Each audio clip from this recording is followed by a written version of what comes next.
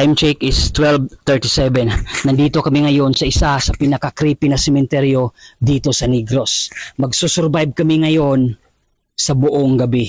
Kasama ko ngayon si Nobby the Creepy. First time kong pumunta dito sa sementeryo na to. Kaya medyo kabado talaga ako ngayon. Kasi hindi ko kabisado yung lugar. So para sa challenge, kakayanin. So unang gawin namin ngayon, i-explore namin tong buong sementeryo at maghanap ng pwesto para doon kami magpahinga. Pero abangan nyo, meron kaming 3 challenge na gagawin. Ang mukbang challenge, haircut challenge, at ang pinakamatindi, ang 3 AM challenge na kung saan lumalabas ang mga multo.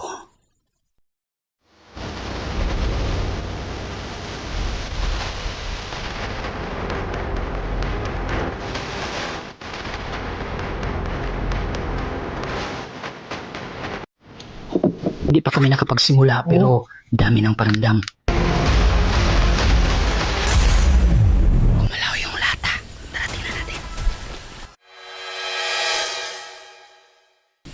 Asa ka na? Nilapitan agad namin yung lata para ma-confirm kung gumalaw nga ba ito. Pero nung lumapit na kami, nakatayo lang ito at wala namang hangin. Ha? At dito, napaatras kami dahil may nakita kaming gumalaw sa parting ibabaw. Kaya minabuti na naming lumayo at humanap ng ibang daanan. Mas nakakatakot kasi yung tao kaysa multo. Dito, naisip namin ni Nobby the Creepy na hindi maghiwalay para maproteksyonan ang isa't isa. Oo, pag sanay po sa tayong dalawa, mas maganda. Dikit lang tayo. At dito, nakahanap kami ng ibang daanan. Guys, nasa gitna na kami guys. At nang dumating kami sa gitna, ito ang nakita namin. Kung saan kami aapak kasi puro halos ano na to. Ayan, tingnan nyo.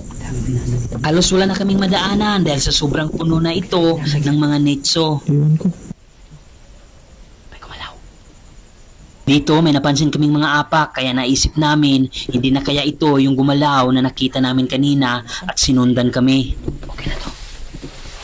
Kaya nagtago muna kami at nagmamasid sa paligid dahil hindi natin alam baka sinusundan na tayo ng masasamang tao. Hindi lang to basta-basta ang simenteryo. Isang kagubatan rin to. Nagulat kami dito dahil rinig namin yung mga apak na para bang malapit lang sa amin. Kailangan natin mag-ingat. Tara.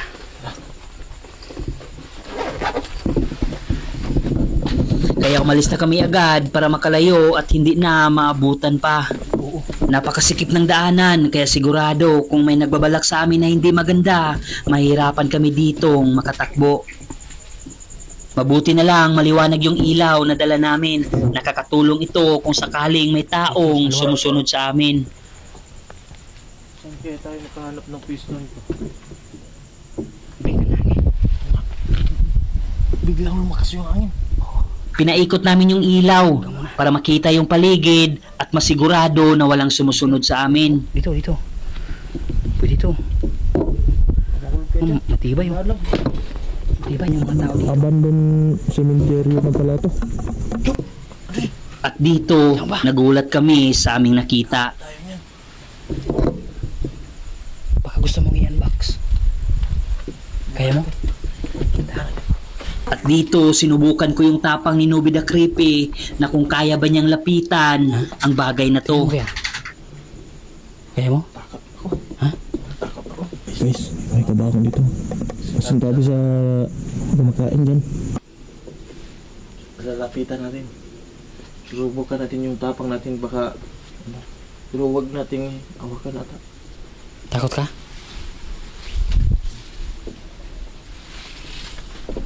Tingnan mo. Kung hanggang saan ka tapang mo dyan.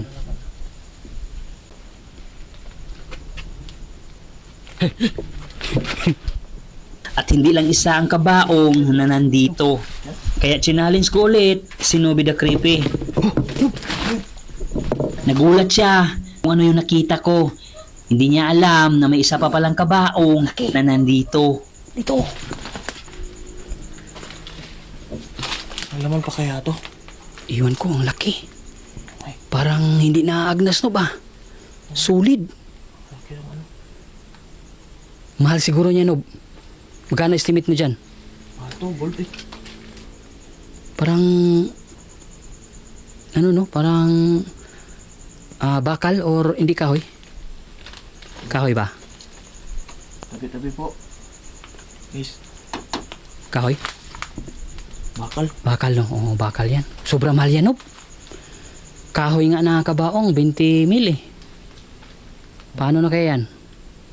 Lalong-lalo na yan. Uy, At dito, nagulat kami sa aming nakita sa likuran.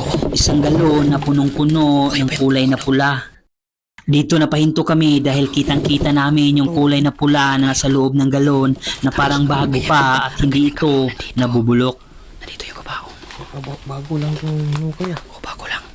Oh, may... Kuan pa, may kulay pa na. Buksan ko sana pero ayaw na ni Nobby the Creepy kaya hindi ko na lang siya pinilit at nagtuloy na lang kami sa aming pag-ikot. Dito tayo. Wala tayong daanan dyan. Meron dito. Sa totoo lang, wala na talagang daanan dito pero pinilit ko na lang para matuloy ang aming eksplorasyon. Sobrang sukal, no? Ilawan mo lang para makita mo yung daanan mo. Napakadelikado sa ahas pero hindi namin to naisip dahil gusto naming mag-success ang challenge na to. At maya-maya, ito na ang kinatatakutan ko. Yung ilaw mo, ilawan mo yung ilaw. May naaninag akong nakaitim na nakaabang sa harapan namin.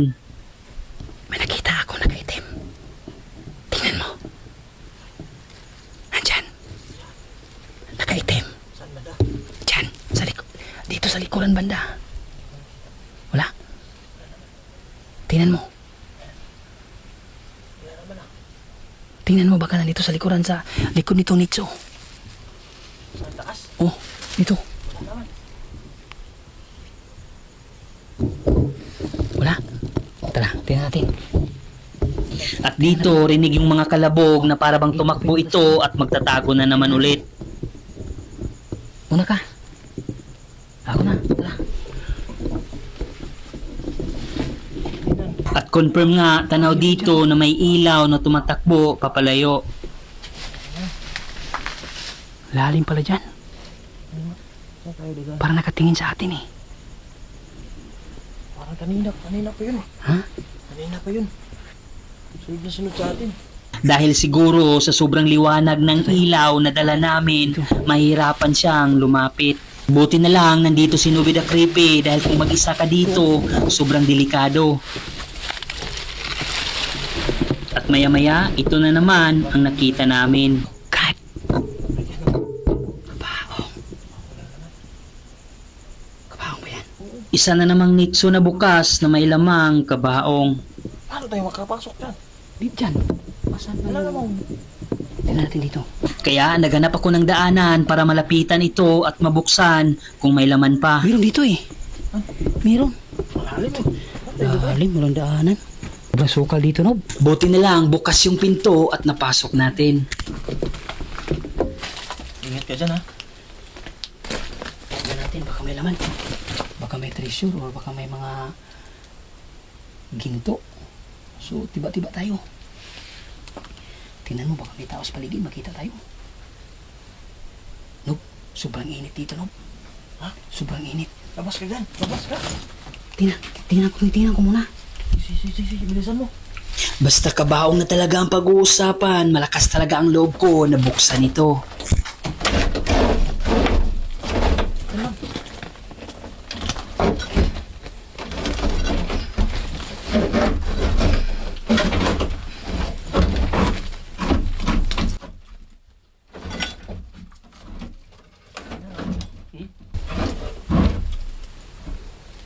Laman? Walang laman. Ikaw, ayaw mong buksan? Buksan mo na yun. Walang laman. Wala na itong laman at isa na namang mamahaling kabaong ang na-unbox natin. Kaya nagpatuloy kami para maikot namin lahat ang buong sementeryo. Ayon sa pwesto, tingnan mo. So, sobrang luma na siguro. Di, nakaganyan siya eh. Tika lang, yung flashlight ko ang hina.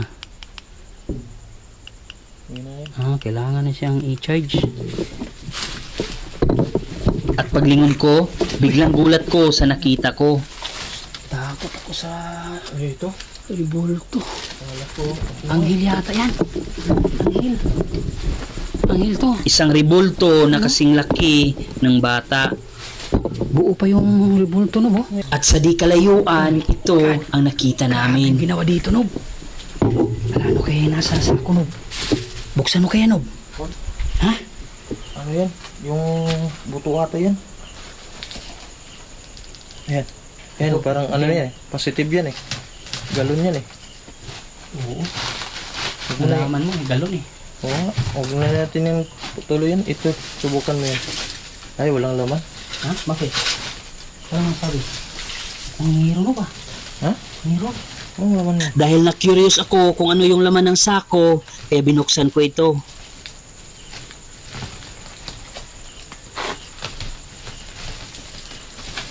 At nang pagbukas ko, ito ang bumungad sa amin. Mga damit ng yumao na pinadala sa hukay. Ay, ano yan? Tingnan natin. Isis. Sabog dyan. Ay, damit. Damit ata yan. Damit. May laman pa sa loob. Damit yan eh. Damit.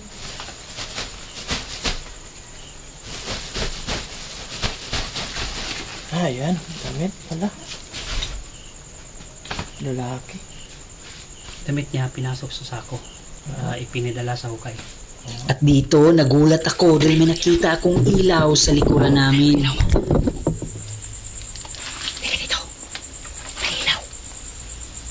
Tumahimik muna kami sandali para pagmasdan ang ilaw na nakita namin. Pagkasular. Unang nasa isip namin ay solar lang pero nakapagtataka dahil lahat ng nitso dito ay abandonado na. Ay, ilaw yan. Ba't may ilaw? Wala namang ilaw kanina. Baka may tao. Anong oras na ngayon? Speaking of oras, mag-iisang oras na pala kaming nag-ikot at hindi pa namin natapos. 1:21. Oh, yan. Mag-aalas 2 na ng umaga. May nakita kaming ilaw dito. Ayun. Ang delikado nito. Kanina pa tayong pinagmamasdan siguro niyan. Baka napansin na tayo kasi kanina pa tayong salita dito eh. Tara, lapitan natin. Kung tao. Usapan natin na nag-explore tayo dito. Naglakas loob na kaming lapitan yung ilaw para malaman namin kung may tao ba o wala. At para na rin sa aming kaligtasan at maklaro yung haka-haka na nasa isip namin. May mga kamera naman tayo so hindi tayo mapagkamalan ng mga magnanakaw. At dito na pumasok sa isip ko na baka hindi kaya ito yung tao o yung nakaitim na sumusunod sa atin kanina.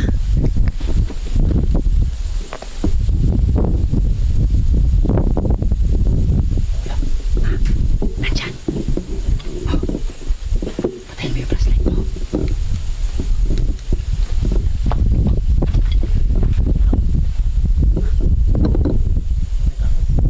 Tingnan natin. Kung may tao, mas mabuti. Para matanong natin baka caretaker dito. Dandahan namin tong nilapitan para ma-confirm kung tao nga ba ito. Kinabahan na kami dito dahil baka tao to at magalit sa amin. At paglingon ko, may nakita kaming isang motorsiklo. Bakit may motor? May motor. Ano? Mas lalong lumakas yung kabog ng dibdib ko dahil hindi namin alam, baka inabangan lang kami. Kaya sinilip ko to ng dahan-dahan at ito ang nakita ko. May tao. Patayin mo yung ilaw mo. Tara. At dito umalis kami agad dahil hindi talaga maganda yung pakiramdam ko, may nakita akong tao at para makaiwas sa anumang gulo. Bumalik na lang kami sa aming dinadaanan at doon ipagpatuloy ang aming susunod na challenge. Oh, guys. Kain tayo. At dito kami nagmukbang sa gitna ng sementeryo, katabi ang kabaong. Time check natin ngayon mag 3:22. Yan, kita nyo. 3:20 to, no? So tapos na kami magmukbang. Mag 3 AM challenge sana kami ni Nobby the Creepy, pero mukhang alas 4 na ng umaga. Oo. Alanganin na. Nag-charge muna kami ng mga ilaw at aming mga kamera bago namin gagawin ang susunod na challenge. And after 30 minutes, ginawa na namin ang aming susunod na challenge, which is ang haircut challenge sa loob ng sementeryo, na kung saan tayo pa lang ang pinakaunang gumawa nito. Pagkatapos ng haircut challenge ay nagpahinga muna kami sandali at naghintay sa pagsapit ng umaga.